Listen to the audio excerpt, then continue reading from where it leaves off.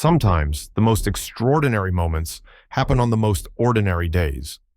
For 17-year-old Marcus, this Tuesday morning was just like any other.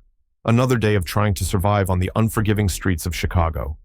The winter wind bit through his thin jacket as he huddled in the doorway of an abandoned storefront, his worn-out sneakers barely holding together with duct tape. 6 months on the streets had taught him to be invisible. 6 months since his mother couldn't afford the rent anymore. 6 months of shelter hopping, park benches, and doorways.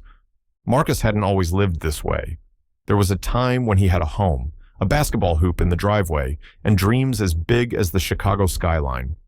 Basketball had been his escape, his passion, his potential ticket to something better. But it's hard to chase dreams when you're chasing meals, hard to practice jump shots when you don't know where you'll sleep. That morning, as the city awakened around him, Marcus made his way to the public library, one of the few places he could find warmth without being asked to leave. His routine was simple: clean up in the bathroom, charge his old phone if possible, and spend hours reading basketball magazines, living vicariously through the players he once dreamed of becoming. As Marcus flipped through the latest issue, his fingers lingered on an article about Dwyane Wade. There was something about Wade's story that resonated with him.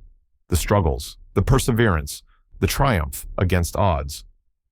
Marcus had grown up watching Wade play, memorizing his moves, wearing his jersey until the numbers faded.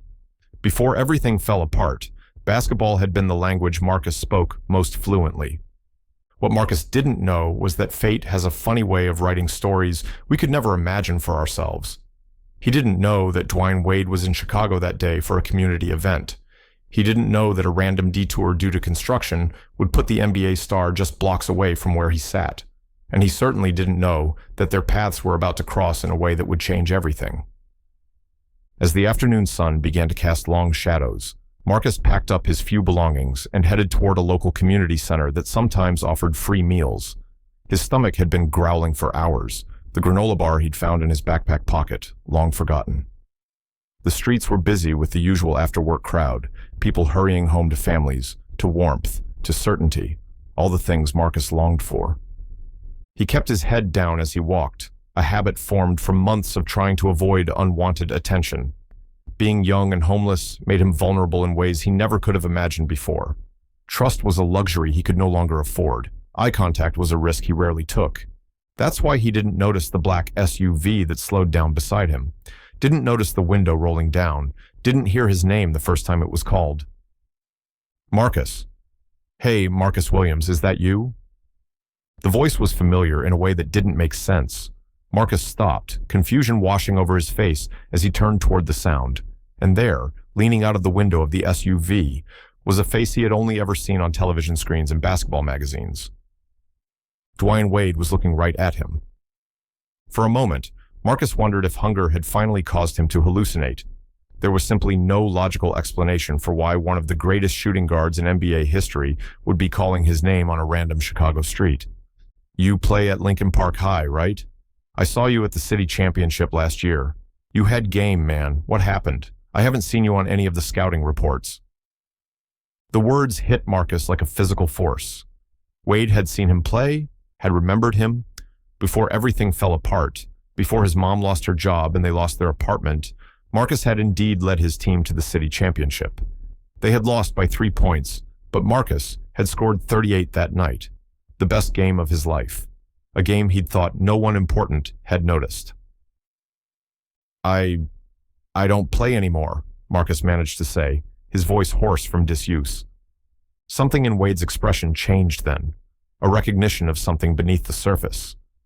The champion's eyes took in Marcus's worn clothes, his taped-up shoes, the backpack that clearly contained everything he owned. Hop in, Wade said after a moment. Let's talk basketball. In any other circumstance, getting into a stranger's car would break every rule of street survival, but this wasn't any stranger, and something in Wade's eyes held a promise Marcus couldn't name, but desperately needed to believe in. As Marcus hesitated, Wade added words that would later seem prophetic. Sometimes the game finds us, even when we think we've lost our way. What Marcus didn't realize as he opened that car door was that this chance encounter wasn't just about basketball. It wasn't even about meeting his hero. It was about being seen, truly seen, when he had become accustomed to being invisible. The door closed behind him, and with it, a chapter of Marcus's life ended. What would begin in its place was something neither he nor anyone watching could have predicted. Because sometimes kindness doesn't just change days, it changes destinies. And sometimes heroes don't just exist on courts and in highlight reels. Sometimes they show up exactly when you need them most, in ways you never expected. This is the story of how Dwyane Wade gave a homeless teen his sneakers, and why that gesture would come to mean so much more than either of them could have imagined on that cold Chicago afternoon. For Marcus, it was just another Tuesday until it wasn't. For Wade, it was just another detour until it became a destination. For everyone who would later hear this story, it was a powerful reminder that we're all just one moment of kindness away from changing someone's world. And that moment was about to unfold. The interior of the SUV felt like another world to Marcus. Warm leather seats, soft music playing through hidden speakers, and the subtle scent of expensive cologne. It was a stark contrast to the cold concrete and cardboard that had become his norm. As they drove through the Chicago streets, the city Marcus knew transformed through the tinted windows, less harsh, more dreamlike. Dwyane Wade sat across from him, casually dressed in designer clothes that probably cost more than what Marcus's family used to make in a month. Yet there was nothing showy or arrogant about him. His presence filled the space with a quiet confidence that comes from knowing exactly who you are and what you've overcome. "So, tell me what happened," Wade said, his voice gentle but direct. "Last I heard, you were being scouted by a few college programs." Marcus stared at his hands. They were chapped from the cold, nails bitten to the quick, a nervous habit that had intensified since becoming homeless. How do you tell your childhood hero that life had fallen apart?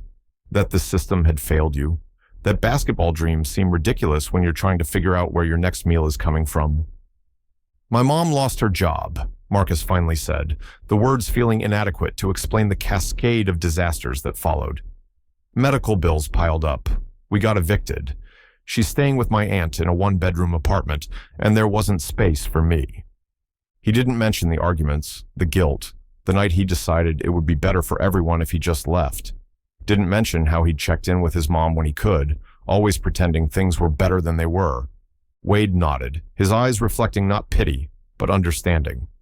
"The neighborhoods we come from, man, they don't make it easy."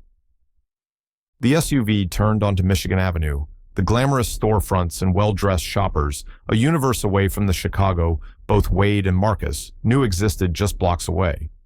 It was a city of contradictions, extreme wealth and desperate poverty sharing the same zip codes but rarely the same realities. "You still love the game?" Wade asked after a moment of silence. Marcus's throat tightened. "Haven't played in months. Kind of hard to find a court when you're..." He trailed off, embarrassed. "When you're trying to survive," Wade finished for him. "I get it. More than you might think." There was something in Wade's tone that made Marcus look up. Everyone knew Wade's story, from Marquette to Miami, the championships, the fame. But in that moment, Marcus sensed there was more to it, depths to Wade's understanding that went beyond what sportscasters talked about. The SUV pulled up to a small, unassuming restaurant away from the main shopping districts, not the kind of place you'd expect to find an NBA superstar. "I'm meeting some community leaders about a youth program," Wade explained as they exited the vehicle. "But first, let's get some food in you. Can't talk basketball on an empty stomach." Inside, the restaurant was warm and smelled of home-cooked meals. The owner, an older black woman, greeted Wade with a familiarity that suggested this wasn't his first visit. No one made a fuss. No one asked for autographs. It was clearly a sanctuary of sorts. As they settled into a corner booth, Marcus became acutely aware of his appearance, his unwashed hair, his layers of mismatched clothes, the faint smell of the streets that seemed to cling to him no matter how hard he tried to stay clean at public bathrooms. Wade must have sensed his discomfort. "Relax," he said. "Miss Loretta's place is judgment-free. Has been since I was younger than you." When food arrived, plates heaped with comfort food that made Marcus's mouth water, Wade didn't immediately press him for more details. Instead, he talked about his own journey, sharing stories that went deeper than the highlight reels and championship parades. "People see the end result," Wade said, watching as Marcus devoured the meal, "but they don't see the struggle.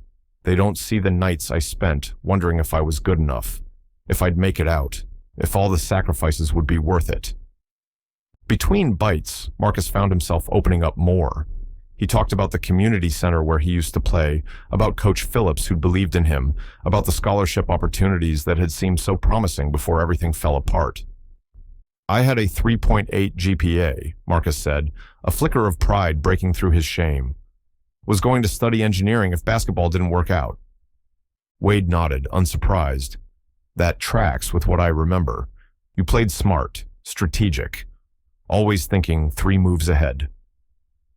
The fact that Wade had actually watched him play, had remembered details about his game, it felt surreal.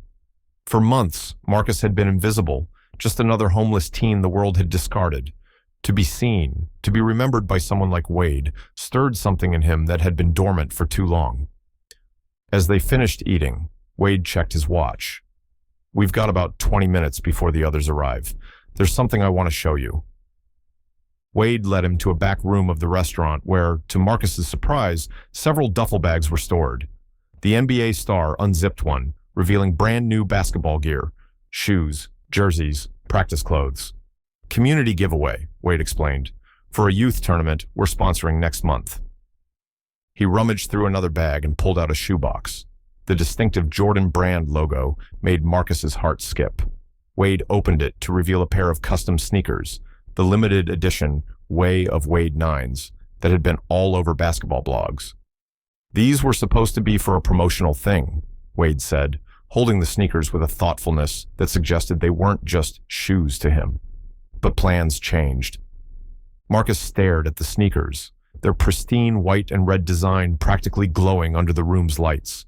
They represented everything he had lost: dreams, potential, a future that once seemed possible. "What I'm trying to figure out," Wade continued, his voice taking on a more serious tone, "is why a kid with your talent and brains is on the streets instead of on a court or in a classroom." The question hung in the air, not accusatory, but challenging. It cut through the haze of survival that had consumed Marcus for months, forcing him to confront the slow surrender he'd been living. Before Marcus could formulate an answer, the restaurant door opened and voices filled the main room. Wade's community meeting was about to begin. "We'll continue this conversation," Wade said, carefully returning the sneakers to their box. "But for now, I want you to sit in on this meeting.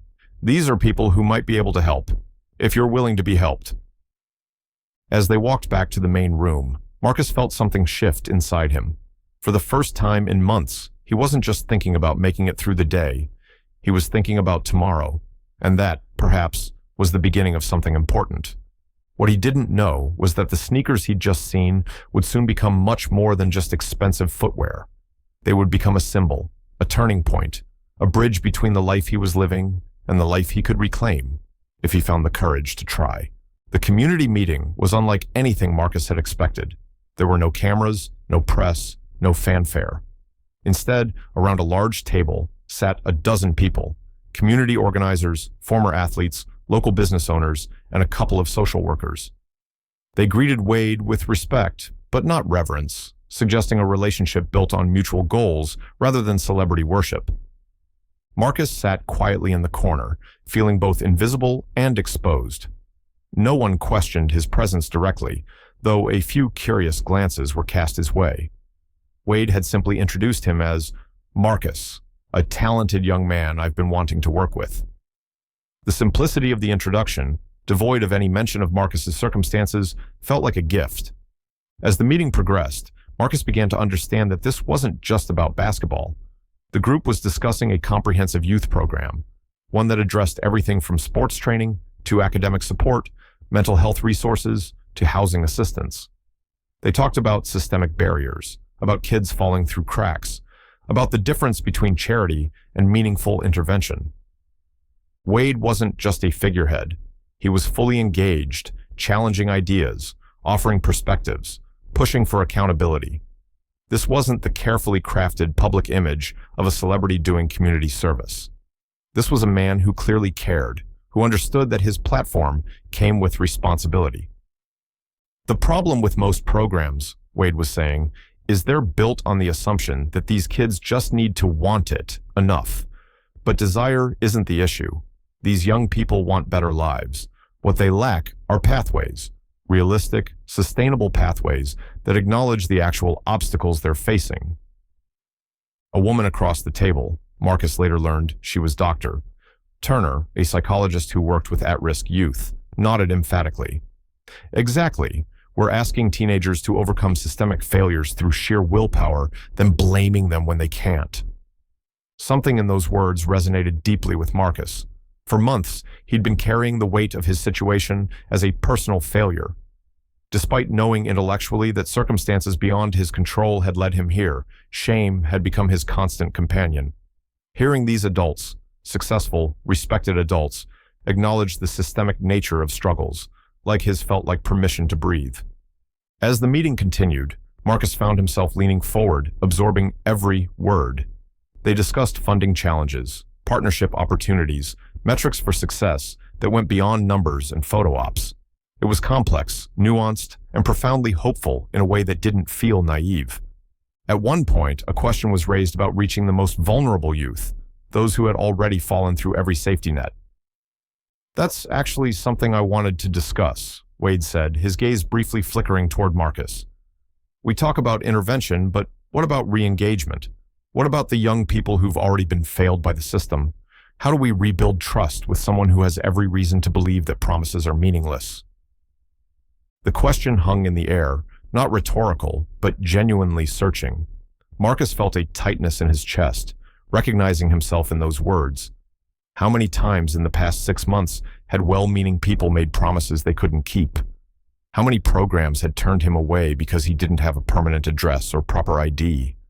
How many doors had closed because he didn't fit neatly into the categories of deserving help? It starts with meeting them where they are, Dr. Turner replied thoughtfully, not where we wish they were, and it requires resources that address immediate needs alongside long-term goals. You can't talk to someone about college applications when they're worried about where they'll sleep tonight. Wade nodded, his expression suggesting this was exactly what he'd been thinking. What if we created a special track within the program, something specifically for youth who need re-entry support, housing first, then education and training? The conversation evolved from there with practical considerations about implementation, funding, and sustainability.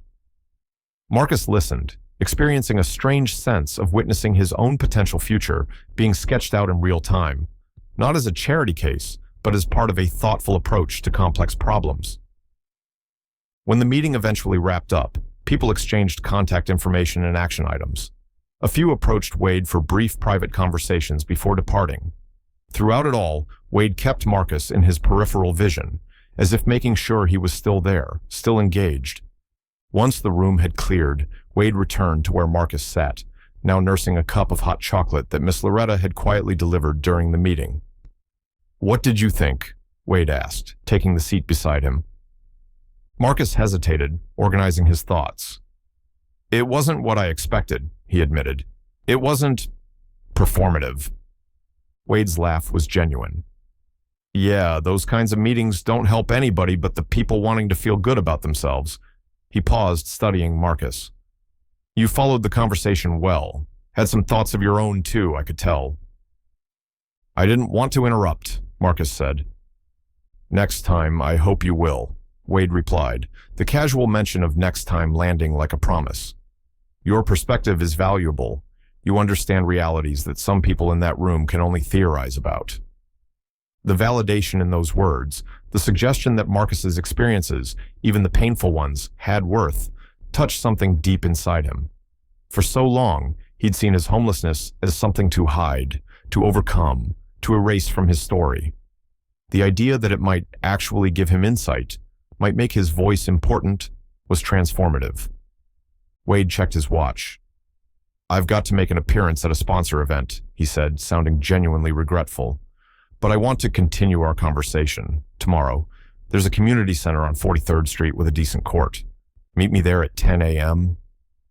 It wasn't really a question, and they both knew it.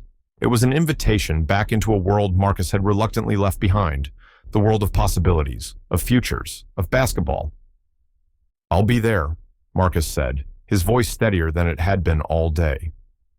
Wade nodded, satisfied, then reached for the shoebox he'd shown Marcus earlier. He placed it on the table between them. "These are yours," he said simply. "Consider them in advance on our game tomorrow." Marcus stared at the box, understanding the value of what was being offered, not just the monetary worth, but the symbolic weight. "I can't accept these," he began. "You can," Wade interrupted gently. "And you will, because they're not just shoes, Marcus. They're tools, and you're going to need the right tools for what's ahead." There was something in Wade's tone, a blend of compassion and expectation, that silenced Marcus's objections. This wasn't charity, it was investment. The distinction was subtle but significant. As Wade stood to leave, he placed a hand on Marcus's shoulder. "One more thing," he said, his voice lower now, more personal. "I meant what I said earlier. I remember your game. The way you played, smart, unselfish, with vision. That doesn't disappear just because circumstances change. Remember that." With those words, Wade was gone, leaving Marcus alone with a pair of sneakers that represented far more than footwear. As he carefully opened the box again, running his fingers over the pristine material, Marcus felt something he hadn't experienced in months: possibility. What he didn't yet understand was why Wade had singled him out. Why today of all days? Why him of all people? But as he left the restaurant, new sneakers securely in his backpack, Marcus sensed that tomorrow would bring answers. And perhaps something even more valuable: a way forward. The community center on 43rd Street was nothing special to look at. A brick building with faded murals and chain-link fences surrounding an outdoor court that had seen better days. But as Marcus approached, the familiar sound of basketballs bouncing against concrete made his heart race in a way it hadn't for months. He'd arrived early, partly from anxiety and partly because he'd barely slept. The night had been spent in a shelter, a rare luxury he'd allowed himself after Wade had slipped him enough cash for a night's stay and a hot breakfast. His treasured sneakers had remained close, tucked under his thin pillow as he drifted in and out of sleep. Now, wearing his new Way of Wade 9s, Marcus felt both conspicuous and powerful. The sneakers fit perfectly, their cushioned support making him feel lighter, more capable. He'd almost forgotten what it felt like to wear shoes designed for performance rather than mere survival. The court was empty, save for a single figure shooting free throws. It wasn't Wade, but a middle-aged man whose technique suggested years of playing experience. He nodded at Marcus, but continued his methodical rhythm: dribble, spin, shoot, follow through. The ball arced cleanly through the net each time. Marcus set his backpack down and began stretching, his muscles tight from months of disuse. Every movement awakened muscle memory, the countless hours of practice, the drills, the games that had once structured his life. "Nice kicks," the man commented, retrieving his ball. "Thanks," Marcus replied, a mixture of pride and self-consciousness in his voice. "You waiting for someone?" the man asked, taking another shot. Before Marcus could answer, the community center doors opened, and Dwyane Wade emerged, dressed simply in practice gear. He was accompanied by two people, a woman carrying a clipboard whom Marcus recognized from yesterday's meeting, and a man with a camera. Wade spotted Marcus and smiled. "Right on time," he called out. "I see the shoes fit." Marcus nodded, suddenly nervous. The presence of the camera made him wary. Was this all for some PR stunt after all? The thought left a bitter taste. Reading his expression, Wade approached. "Just documenting for the program," he explained quietly. "Nothing going public without your permission. Trust me on this." Something in Wade's tone, the same sincerity Marcus had observed the day before, eased his suspicion. He nodded his acceptance. "Great. Let's see what you've got," Wade said, louder now, tossing a ball to Marcus. "Show me if you remember how to use these." What followed was the most surreal hour of Marcus's life. He played one-on-one with Dwyane Wade, his childhood hero, a future Hall of Famer, on a public court in South Chicago. At first, Marcus was stiff, hesitant, his moves rusty from disuse. But gradually, like a language once fluently spoken, the game came back to him. Crossovers, step-backs, fadeaways. His body remembered what his mind had tried to forget. Wade didn't take it easy on him, but he didn't embarrass him either. He played with the perfect balance of challenge and encouragement, pushing Marcus to access skills that had lain dormant during his months on the street. "There it is," Wade said approvingly after Marcus executed a particularly smooth drive to the basket. "That's what I remembered." By the time they took a water break, Marcus was drenched in sweat but feeling more alive than he had in months. The physical exertion had cleared his mind, reminding him of who he had been before homelessness became his identity. As they sat on a bench, rehydrating, Wade finally addressed what had been hanging unspoken between them. "You're probably wondering why I recognized you yesterday," he began. "Why, out of all the kids in Chicago, I happened to spot you." Marcus nodded, having wondered exactly that. Wade pulled out his phone, scrolled for a moment, then passed it to Marcus. On the screen was a video clip from what Marcus recognized as last year's city championship.